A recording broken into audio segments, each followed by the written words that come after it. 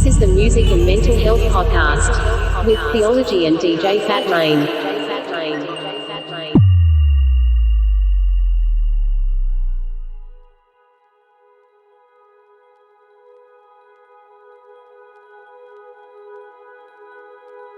What's going on, world?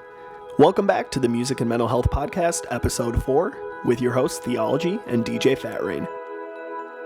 It's been a busy month of travel for me, and therefore, for this episode of the Music and Mental Health Podcast, I asked my friend Eddie Edward to hop on the decks. So, the next hour of music that you're going to be hearing is from him. Of course, stay tuned till the end for the discussion on mental health with DJ Fat Rain, aka Nathan Ashby.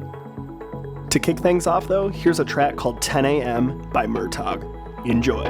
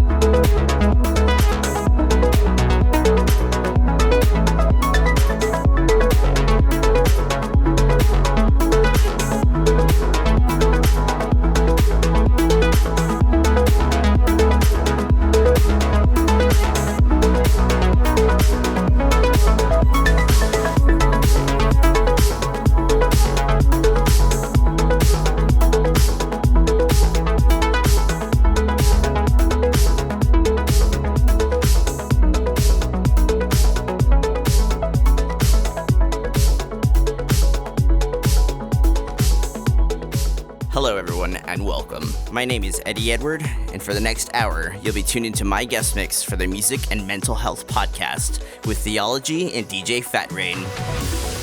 All right, let's go. That was Mert Hall with 10 a.m. Coming up next, we have John Gren with Foresight. This is the Music and Mental Health Podcast.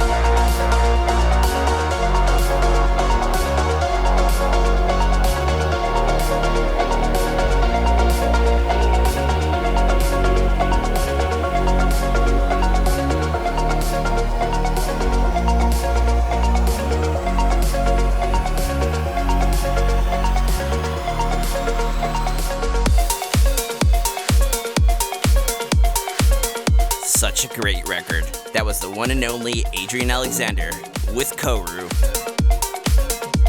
This is my poolside anthem, Sun Smack.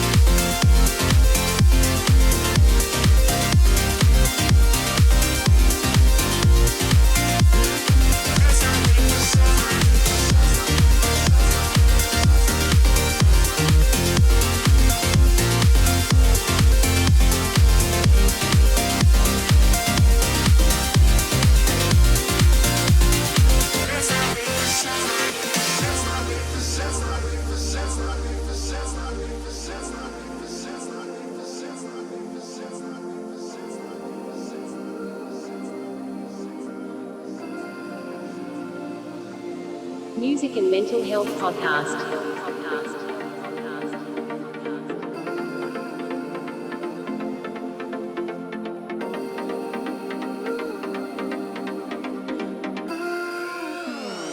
Let's not wait for summer.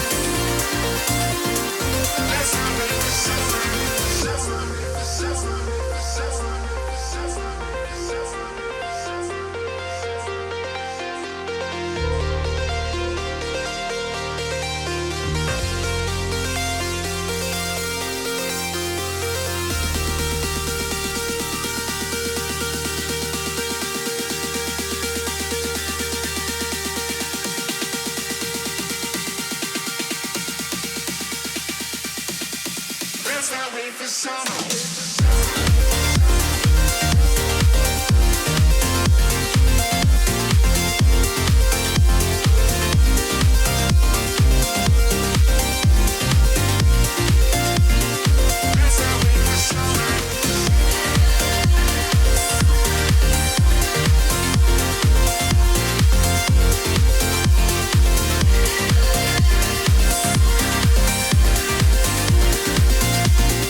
Let's not wait for summer.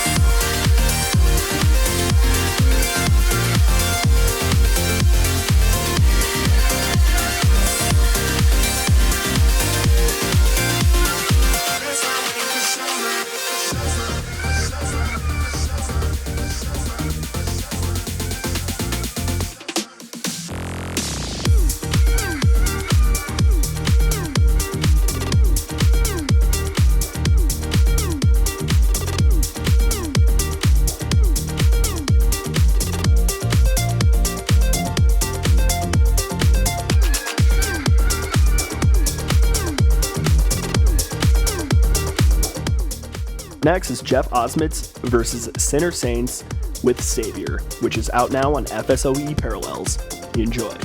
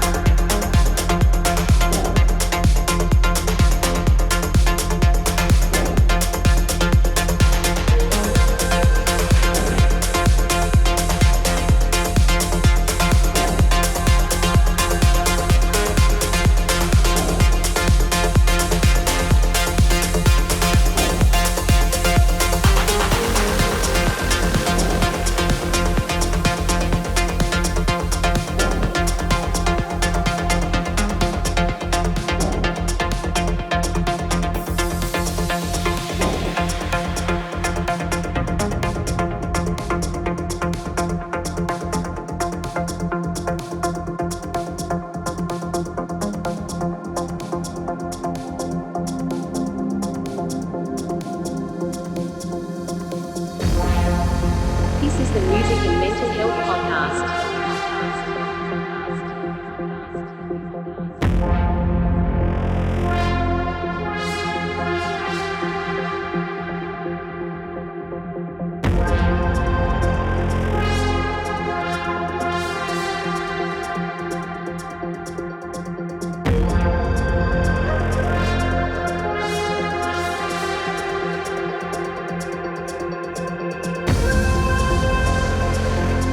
Be my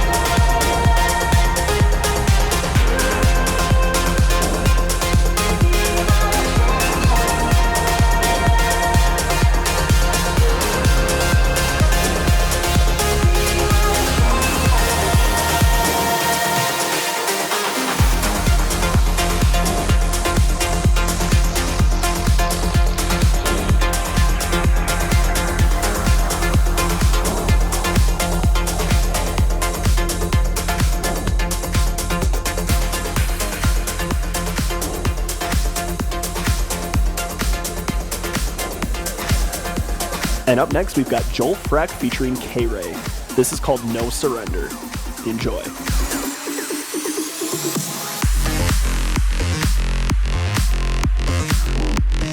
This is the Music and Mental Health Podcast with Theology and DJ Fat Rain.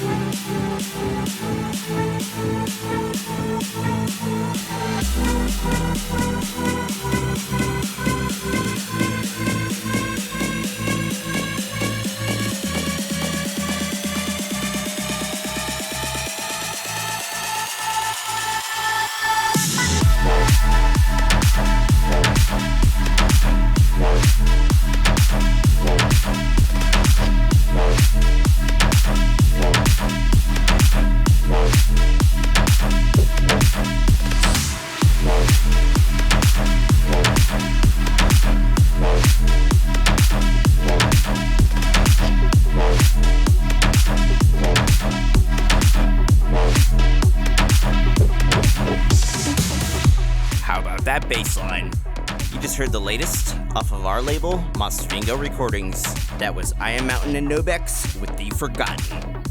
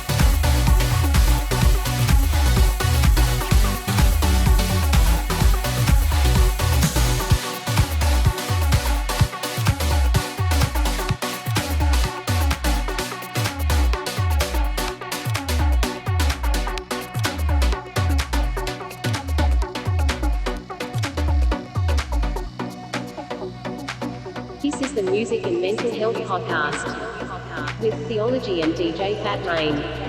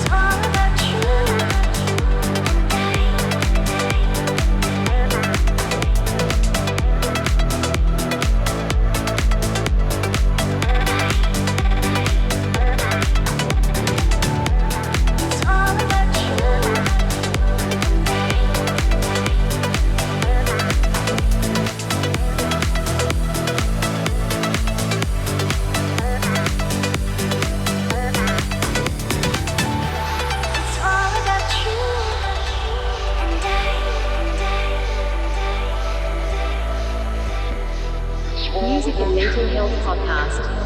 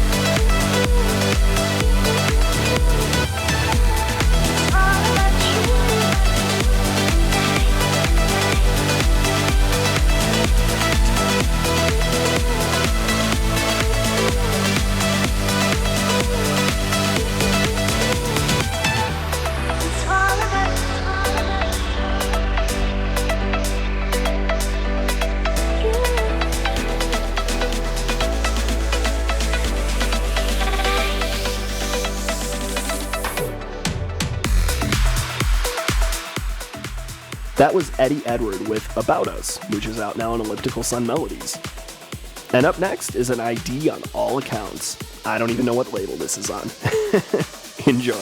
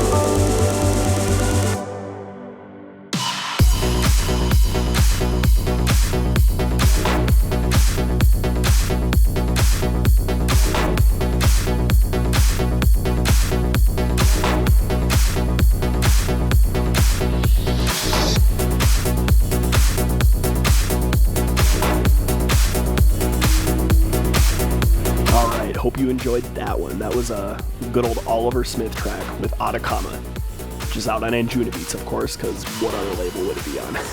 It is Ollie, after all. And the last track of this mix is I Am Mountain with a new ID. Hope you enjoy.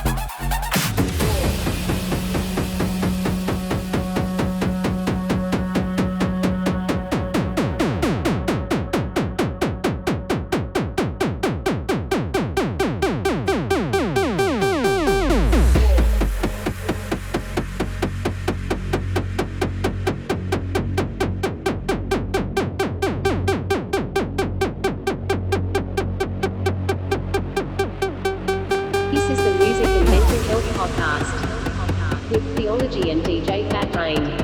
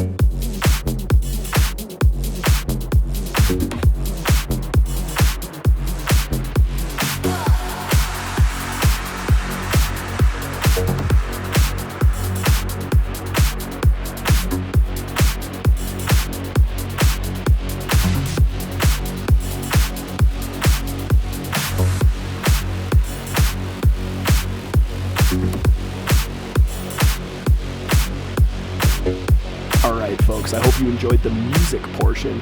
Now let's get straight into it. Here's the discussion on mental health topics with DJ Fat Rain, aka Nathan Ashby.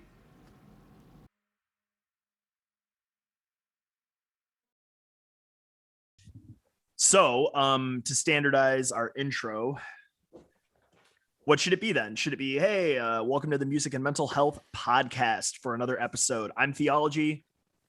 I'm DJ Fat Rain. And yeah, we're going to talk about some mental health things today. First off, I'd just like to say that this episode is sponsored by Meyer Water Enhancer. Please don't sue us. It's not. Please don't sue us. Please don't sue us. Okay. We're just trying to help people. So yeah, Nathan, I know some things have been on your mind and on your heart lately. What's kind of going on in your end? Yeah, I've been definitely going through some personal mental health struggles, and I've been reflecting back on my life. I'm now 33, will be becoming 34 very shortly. And I was thinking back into my 20s, and I was like, I never had these problems before. I never had problems with crying randomly. I never had problems with like not being able to focus at work. I never had problems with like thinking about mental health. So I dived a layer deeper and was really just thinking about, was it because it was never present, or was it because I never allowed myself the time or learning or knowledge to approach and deal with that piece? I have been dealing with physical issues over the past couple years of just kind of varying natures with the lower half of my body, as far as like muscle tightness. And I was working at a large organization that I shall not name, but you'll definitely know them. And I came into work on the regular, and I come into work at 8:30 limping, and we're like, "Are you okay?" Because I was limping like a pirate. I remember you limping. Mm-hmm. Yeah. Okay. Yeah. Remember, I used to have a limp. Yep. And things can manifest within your body. Physical ailments can manifest by not dealing with issues. And the phrase, "Oh, I just pushed them down." That's exactly, or whatever. I bolted them up. Like, that's what happened. And it's taken a while as I start to process things that I haven't allowed myself to, that I pushed down through, the very common male psyche of out of sight, out of mind, just carry on, be a man, don't be a pussy, just deal with it, these kind of things. And as with everything in life, it's a really great short-term solution. Yeah, but it's not good for the long term by any stretch of the imagination. No, eventually, everything in life will eventually come up and come out. It has to. Yeah. Wow. So recently, though, has that been like a struggle for you in? Well, okay. So that's my first question.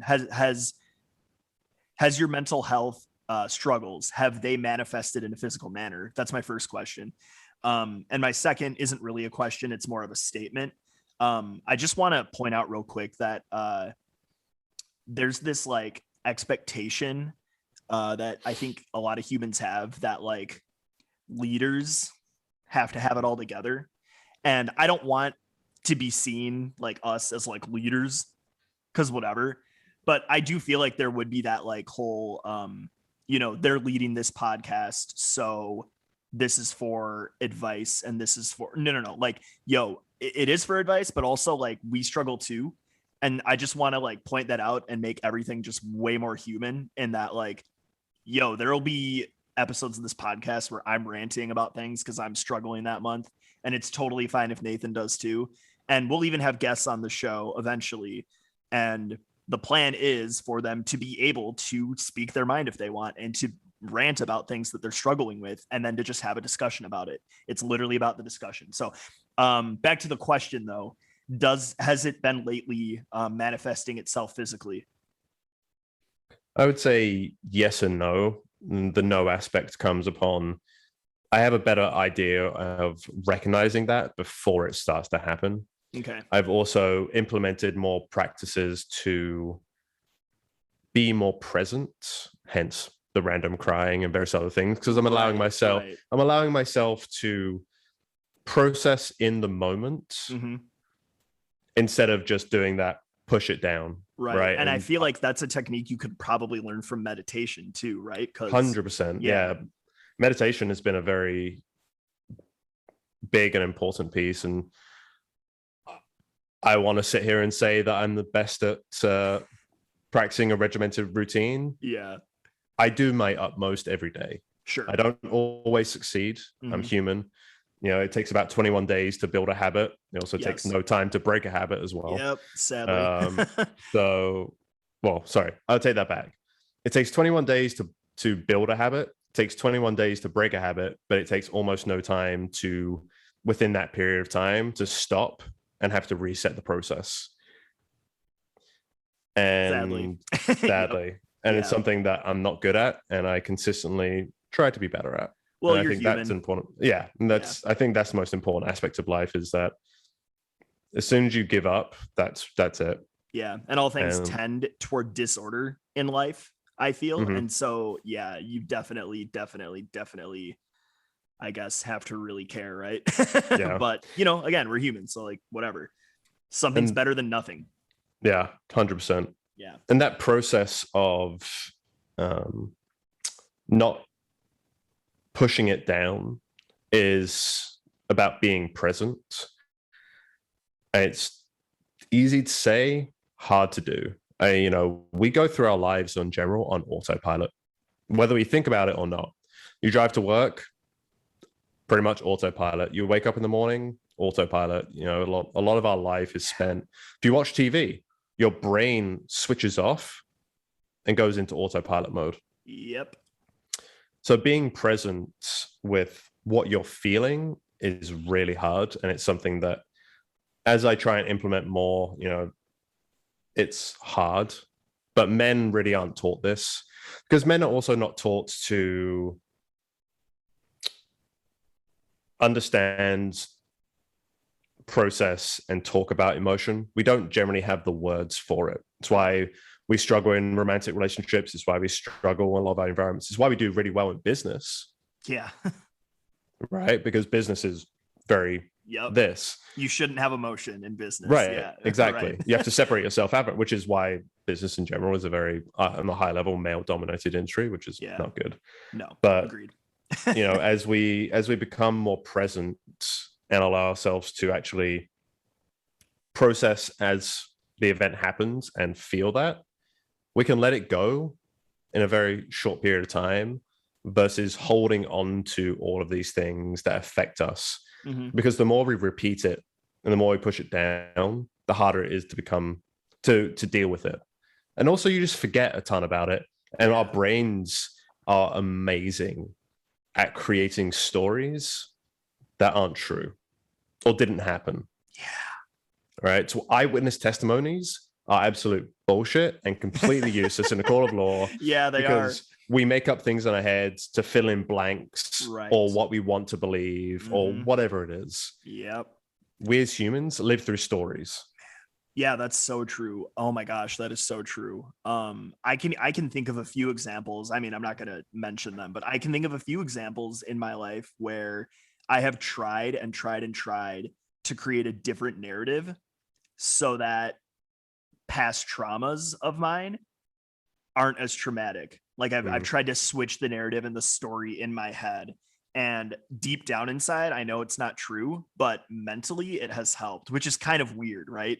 I'm not suggesting that everybody does that. You probably should just face it head on and deal with it, right? And I probably should do that at some point as well.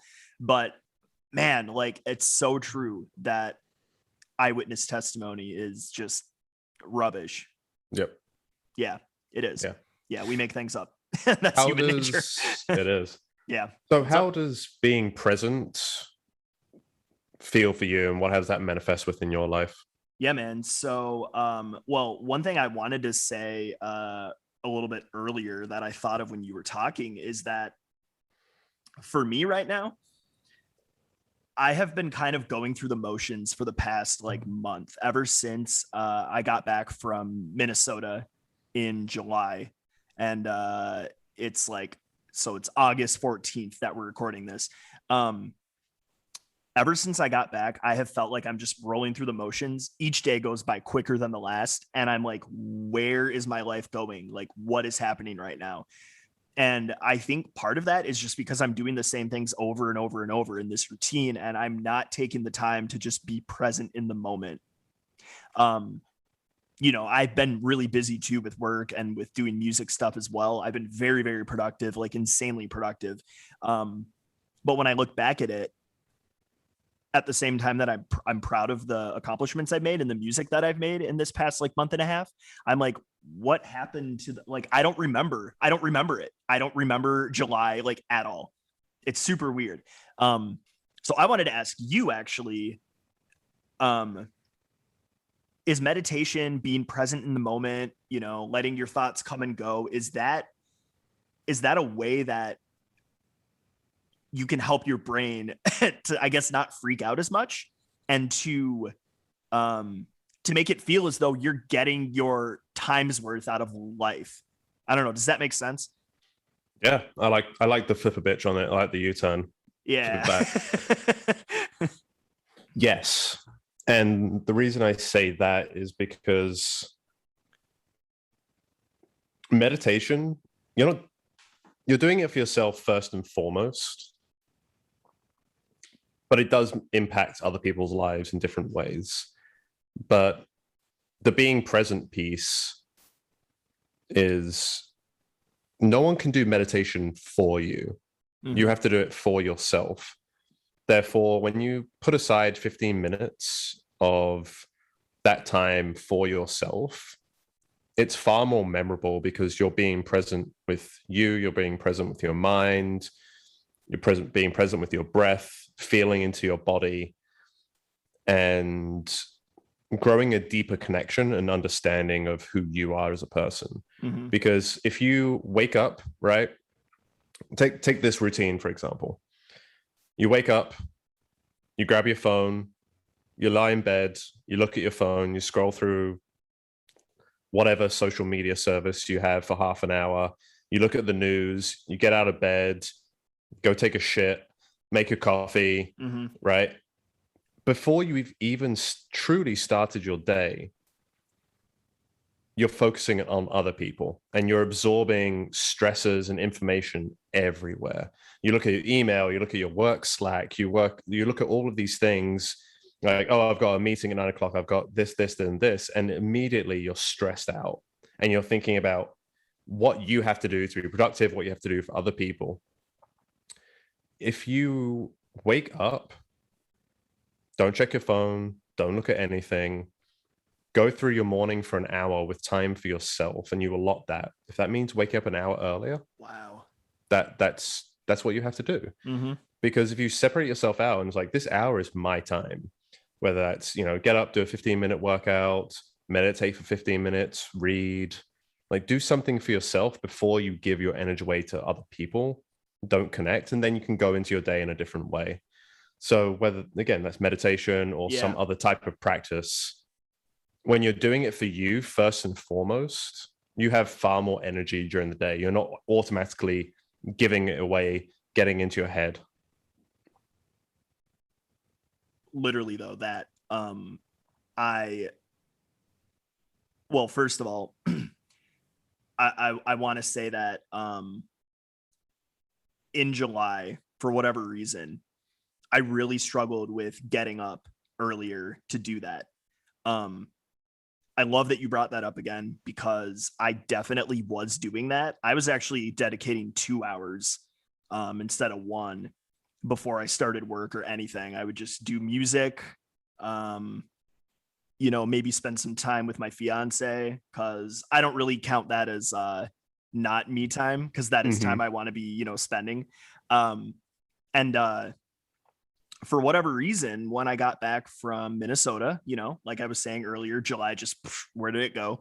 I think part of the reason is because I stopped getting up early. I was sleeping in and then getting up and going straight to work, even though I knew that I would hate that. I was doing it. And it's like, why do humans want to just fall back into the same patterns that we know aren't good for ourselves, despite knowing that if we would just get up and be uncomfortable for 3 to 5 minutes, that our day would be so much better if we just did the things we're supposed to do. I don't know. Everything tends toward disorder. That's just the world. That's the planet. That's nature. That's everything. And we're part of nature, right? And so, like, I don't know, man. It's really a battle. Like, you really have to work at it. But I'm glad you brought that up because it is so, so, so true. And even today, like I felt good because I've had the day off and I've been able to do things that I want to do. But I started my day exactly how you described. I grabbed my phone, scrolled through Instagram for a half hour, went through TikTok for a half hour. Why?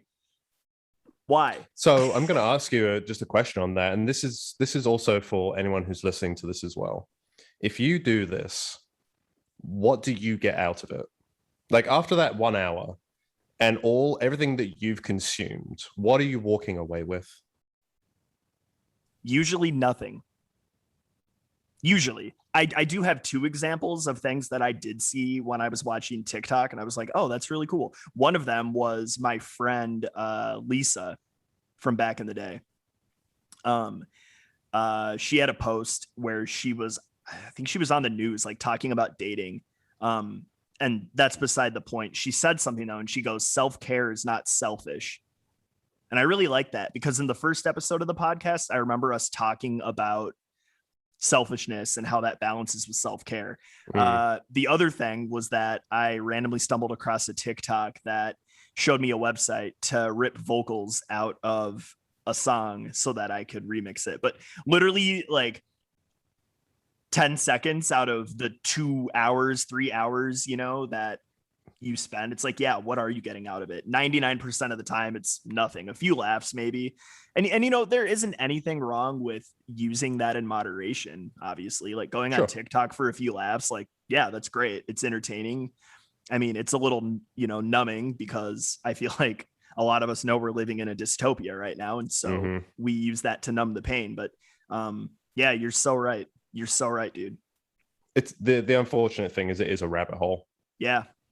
And it can be a rabbit hole. Yeah, it can be a rabbit hole of comparison too.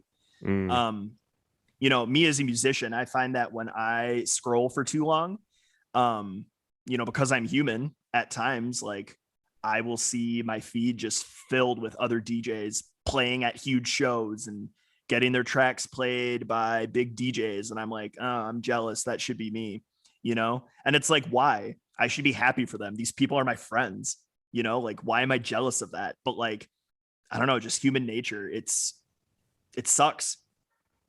Why am I jealous of these people that are my friends? It's stupid. I don't know. What are your thoughts on comparison and mental health and social media, since we've kind of segued there? You'll always lose. Bro, you can't win. Literally, somebody will always be better than what you're doing. Always. It's got nothing to do with better or worse. Okay, sure. Everybody's on a different journey and everybody's made different choices. True. Yeah. And I have definitely seen posts about that, but can you expand on that a little bit more? Sure. So when you compare yourself to someone else, like I said, you will always lose, because some people put their energy into their music 100%, 120%. Some people don't, and they still make it, but then maybe they make connections in their lives in an earlier time, and they were at the right place at the right time, spoke to the right person. And that's not a direct reflection of choices that you've made in your life for better or worse. Yeah. So if you're always comparing yourself to other people, which is unfortunately a large part of our society now, it's become a lot more visible through social media, Instagram very specifically. Right. It's easy to take a picture of. Yeah. Yeah, right. But you don't see what's going on behind. You don't Exactly. see how much work someone put into getting that one track. Like, maybe, and you understand how deep production could be. Someone could have spent 30 hours finding like the right snare for this. I know people who do things like that. Yeah, absolutely. So maybe they put 120 hours into this one track and didn't go anywhere. And they put 5 hours into another track, which blew up into a hit. But they learned so much from those 120 hours. Yep. So just do it for yourself. Don't compare. Find your own goals. Set your own goals and put the energy into it. And if you think about it this way, and everyone talks about wake up earlier, you always do better. It's an unfortunate truth, and not everyone can do it. Yeah. But if you think about where you actually, so here's a a tool you can use to try and actually track how much time you spend on things. Think about your day and write down how much time you spend on Instagram, TikTok. You can, if you have iOS, you can actually go and see how much time you spend doing it. Oh yeah, the screen time. Yeah. Screen time. And actually just really think about, okay, I spent 9 hours this week scrolling. Where could I reallocate that? Did those 9 hours actually improve my life or hurt my life? Did it improve my mental health or did it decrease my mental health? It's kind of like budgeting a little bit. Sure.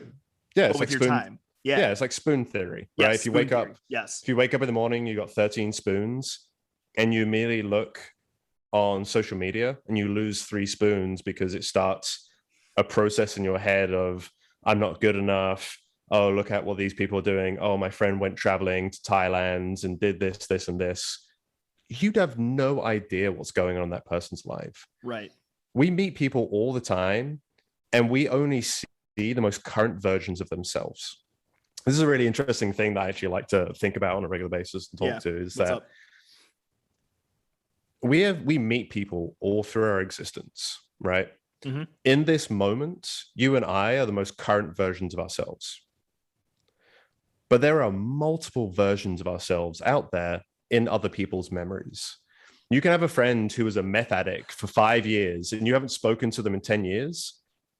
They could be a completely different individual who is helping the community and has 2 children and is having a great life. But in your mind, you never want to speak to them ever again. Because you have this version of them in your head that is a meth addict. Yeah. Right. Oh my gosh. It makes me think, like, I wonder what other people, think about me or think about you, or that we haven't spoken to in a while. Man. Yeah, that's mind blowing. That gives you a lot to think about. I do like what you said earlier when you said you have to do it for yourself. Because I know that not everyone can relate to the whole like being an artist thing, right? And so for, I guess, somebody who isn't like that, but is still prone to comparing, life, whether it be, finances, the relationships somebody has, the talents they have, how many followers they have, whatever it may be. I guess my synapses are firing. Sorry. It made me think of this. If you are doing something just to seek validation from others, eventually that thing that you're doing will not be enjoyable. Heck, it might not have even been enjoyable in the first place. Who knows what it, like what this hypothetical scenario entails. But like, for instance, I'll just give an example, because music, right? If I am constantly just doing music to please others if I'm doing music to please others and that's all I care about is what other people think, and I'm not even having fun anymore, it's pointless. There. There's a great phrase from someone who I listen to. It's either a fuck yes or it's a fuck no. I like it. I like it a lot. Do you dislike your job? It's either a fuck yes or it's a fuck no. Oh my gosh, I love that. Yeah, I mean, that's true. That also, okay, that reminds me, sorry, I saw 3 cool things on social media this week. The other thing, somebody said, every decision you make is either made out of fear or it's made out of love. Like, think about it. Think about it. The decision to record this podcast right now, is it a decision of fear or is it a decision of love? I think it's a decision of love, personally, because I mean, I want to genuinely be a voice that helps destigmatize mental health care. And I know that you feel the same way. So I would say that this is made out of love, but you know, think about other decisions that you maybe have made that were made out of fear. I wonder if you could churn such decisions into scenarios that become decisions that are made out of love instead of fear. I don't know. Do you have any thoughts on that?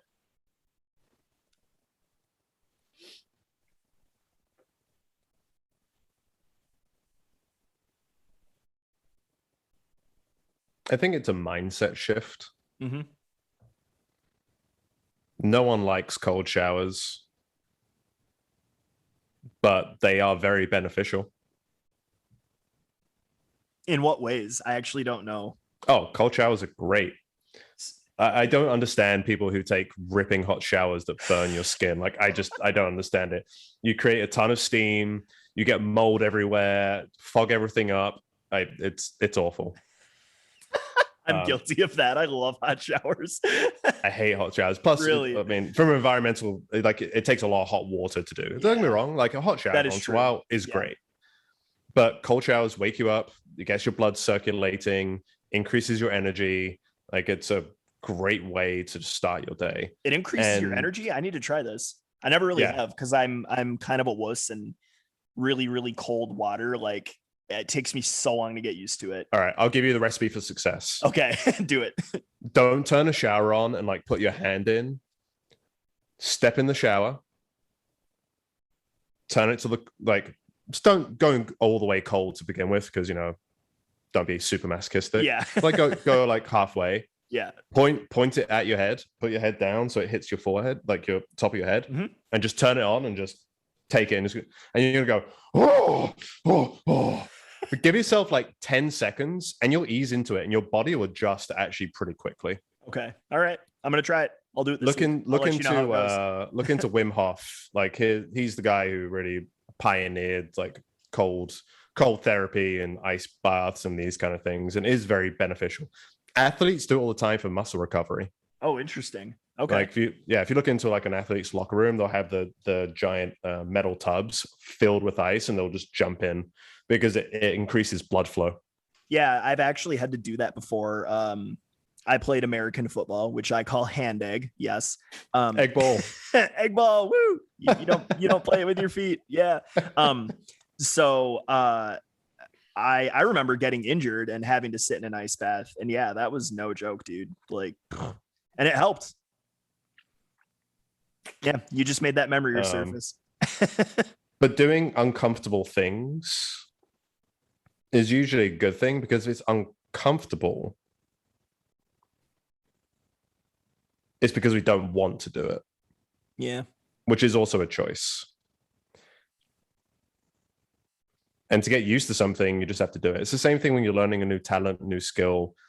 When you're learning to DJ, right? Everyone's shit when they start. Yeah. And you fail and you fuck up and all of this. But the more you do it, the more comfortable you become, and the better the more you get used to it.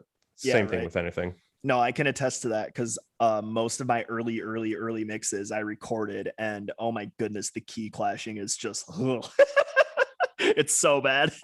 But yeah, you start somewhere and you progress, right? So anyways, everyone take a cold shower, give it a shot. Woo! Yeah, actually, feedback. One of the cool things now is that the Music and Mental Health Podcast has a Discord. So if you guys want to join the Discord and keep the mental health discussion going, that would be great. Nathan, is there any question that we should take away from this session that we can discuss further on the Discord? I would like people just to think about where they're spending the time and how it's serving them. Is this adding to your life or is it not? And how is it affecting your mental health? Mm-hmm. Is it positive or is it negative? Right. And you can just make a list of all those things, and it can be a positive or a negative. Yeah. And I feel like keeping it that simple could be really Mhm. beneficial, you know, rather than getting too grayscale about it. You don't need to get too deep. Yeah, exactly. Like positive, negative, good for your mental health, bad for your mental health. Yeah, I like that. That's awesome. Cool. Well, join us on Discord. You heard it here first, or maybe not. I don't know. Maybe you heard it on social media. Who knows? Anywho. How can they find our Discord? So there will be a link in the description below. Or you can just I don't know. I'm kind of a boomer when it comes to Discord. Can you just search for the Music and Mental Health Podcast? Probably not. I don't know. Maybe you can. But Music there Mental will Health be, Podcast yeah. with Theology and DJ Fat Rain. And DJ Fat Rain. Yeah. So description below will have links. But yeah, this has been a good talk, Nathan. Love you much. Thank you for your insight as always. You're great. And yeah, we will see you guys next time. Love you, brother. All right, everyone out there, have a great rest of your day. Take care of your mental health and look forward to the further conversation. Awesome. Peace and love, guys. See ya.